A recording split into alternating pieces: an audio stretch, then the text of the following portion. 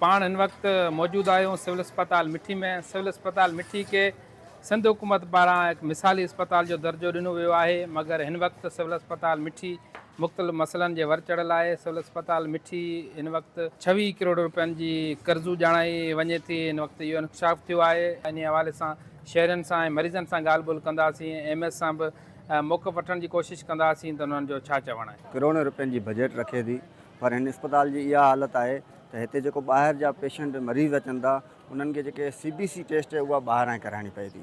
हिन अस्पताल में 436 डॉक्टरनि जूं जायूं आहिनि, जंहिंमें 92 जायूं अॼु ख़ाली आहिनि। तक़रीबन डॉक्टर ॿाहिरि ड्यूटियूं करे रहिया आहिनि या ॿाहिरीं मुल्क वेठा आहिनि। हिते जेको हींअर न्यू सिविल सर्जन आयो आहे उन केतिरनि डॉक्टरनि खे सेक्रेटरी हेल्थ तां रिपोर्ट कयो, पर उन्हनि जे ख़िलाफ़ु का बि अञा ताईं कार्रवाई कोन थी आहे। लेबोरेटरी में तव्हां हिते इहा कंडीशन आहे त केमिकल न आहे, उते तव्हांखे का बि सिंपल जेका मलेरिया जी टेस्ट या डेंगू जी टेस्ट लिखी ॾींदा आहिनि, उहा बि पेशेंट खे इहो चई मोकिलियो वेंदो आहे ॿाहिरि त भई हिते असां वटि सहूलियत मौजूदु न आहे। डॉक्टर खे वधीक अञा रखणु खपे त वारे ते डॉक्टर हिकिड़ो मरीज़ जेकॾहिं डॉक्टर केतिरा ॾिसंदो। एक्चुअली ला मुताबिक़ 20 या 25 मरीज़ ॾिसणा हूंदा आहिनि। जेकॾहिं 200 मरीज़ ॾिसंदो डॉक्टर त कम जी ॻाल्हि कोन थी। बजट जेको आहे से एतिरी न आहे। अस्पताल अॻु में 26 करोड़ जो 26 या अलाए 30 करोड़ जो कर्ज़ु आहे।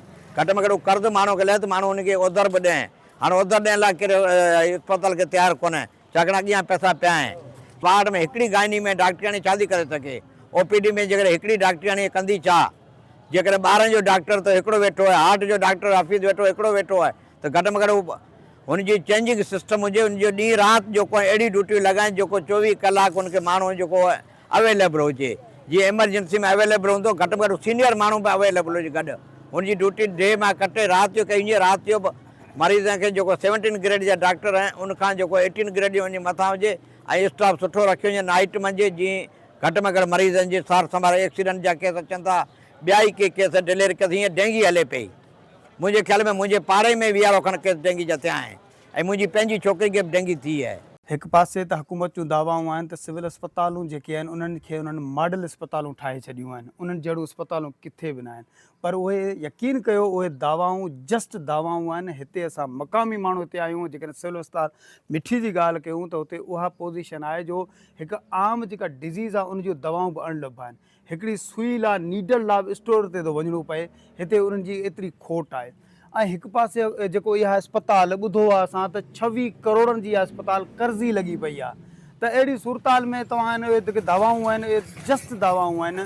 उनखां अॻु में हिते जेका सिचुएशन जेका सियासी मुदाख़लत जे करे जेका थी, जंहिंमें हिकिड़े डॉक्टर जी ख़ुदकशीअ वारो मामिलो थी वियो उहो, ऐं हुते जेके हाणे जेकॾहिं MS जेकॾहिं हिते कमु करे पियो, जेके कमु न कंदड़ अमलो आहे उन खे ॿुधो आहे त उन जेको आहे कढियो आहे या उनजे मथां जेके हिकिड़े क़िस्म जूं जेके सख़्तियूं जेके कयूं आहिनि, इहो तमामु भलो कमु आहे। उमेदु आहे त इन सां कुझु बहितरी ईंदी। बाक़ी जेके हिन वक़्त ताईं जेके असां दवाऊं ॿुधियूं आहिनि उहे जस्ट दवाऊं, अहिड़ी का बि ॻाल्हि कोन्हे। असांखे दवा दारी इंजेक्शन त अलॻि शइ, पर असांखे डॉक्टर ई नथो मिले। उते जा माण्हू चवनि था असांखे सिर्फ़ु डॉक्टर हुजे जेको असांखे को दवा सजेशन करे लिखी ॾे, असीं पाणी वठंदासीं। मिठी जी सिविल अस्पताल हिकिड़े डिस्ट्रिक्ट हेडक्वार्टर जी अस्पताल आहे ऐं हेॾी वॾी अस्पताल आहे। असीं उते असां जेके चूंडियल नुमाइंदा आहिनि जॾहिं बि जिते प्रेस कॉन्फ्रेंस कंदा आहिनि उते चवंदा आहिनि त मिठी जेका अस्पताल आहे उहा सिंध जी मॉडल अस्पताल आहे ऐं सिंध में सभिनी अस्पताल वधीक उनखे बजट मिले थी। हू इहा दावा इहा कंदा, पर असीं इहा ॻाल्हि ॿुधंदा अचूं पिया त अस्पताल मुसलसिल कर्ज़नि जे वर चढ़ियल आहे। थरपारकर जी जेको हेडक्वार्टर शहर मिठी जी सिविल अस्पताल आहे, इन ते जेको